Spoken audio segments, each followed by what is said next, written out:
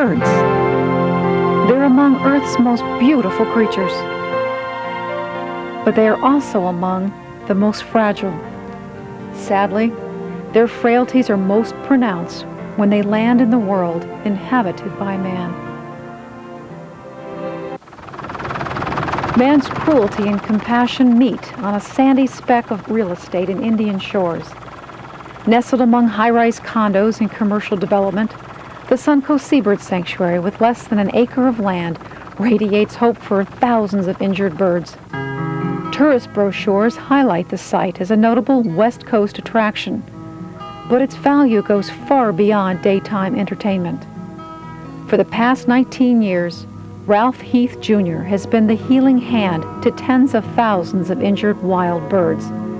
He has dedicated his life's work to the rescue, repair, recuperation, and release of his sanctuary's tenants. Purely by accident, on December 3rd, 1971, I came across a little cormorant walking down Gulf Boulevard dragging a badly broken wing, and not wanting him to get out on the highway and get killed, I picked him up, carried him down to a really good friend that was a veterinarian, Dr. Shin, down in Pasadena, who I knew put birds back together.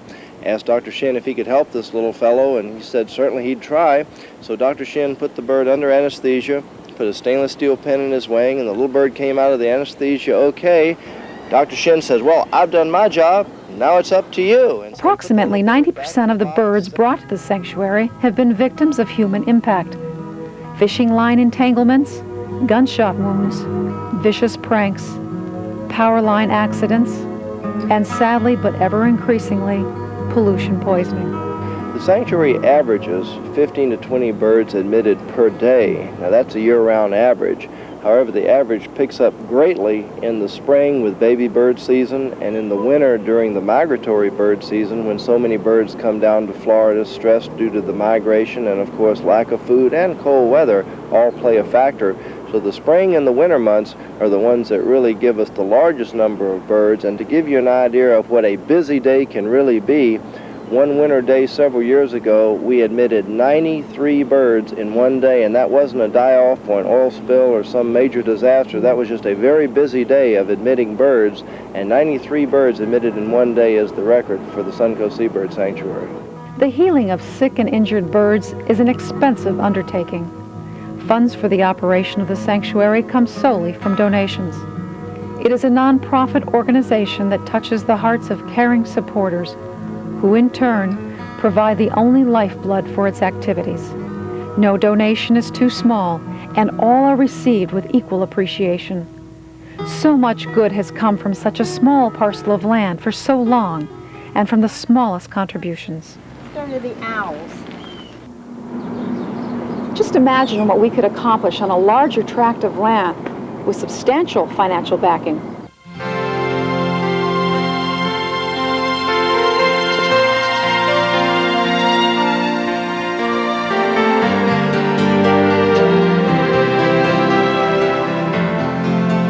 We don't have to imagine anymore.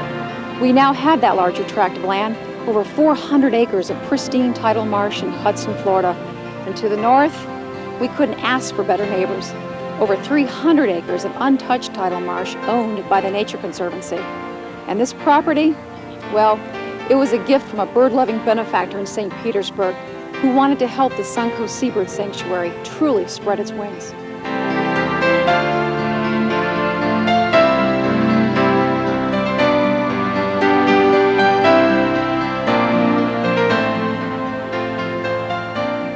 This gift came true when the title was handed to us, and then not too long after that, another lady provided us with the funds to start the initial ball rolling, to get the permits and build some of the facilities in order to make the new Hudson Annex of the Suncoast Seabird Sanctuary a reality.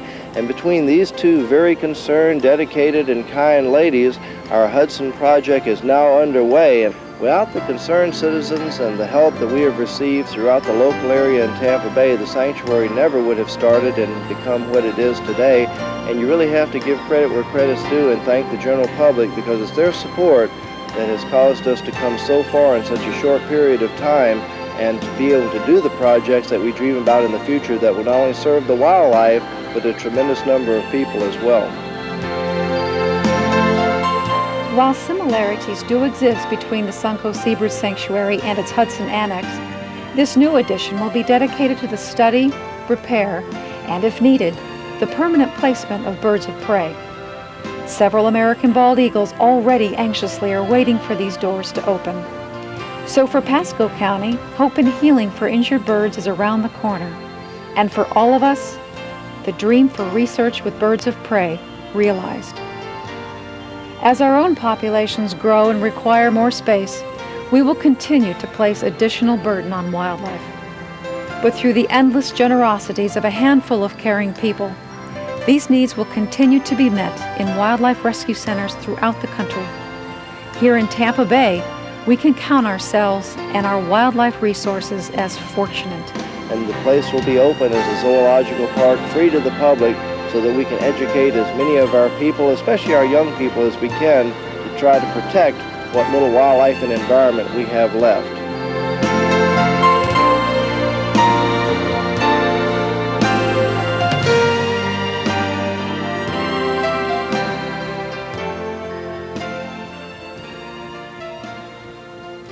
There is some very good news tonight for feathered Floridians. The Suncoast Seabird Sanctuary is spreading its wings and soon will be able to care for far more birds. The Suncoast Seabird Sanctuary, a Bay Area institution which over the years has seen its reputation grow worldwide. But to date, that's about all that's grown. For in almost 20 years, the sanctuary has never grown in actual size, having remained within its increasingly cramped quarters of less than an acre along Indian shores. But now that's changing. Thanks to the contributions of some anonymous benefactors, the sanctuary has acquired a magnificent tract of tidal marshland in Hudson, Florida, on the Pasco County coastline.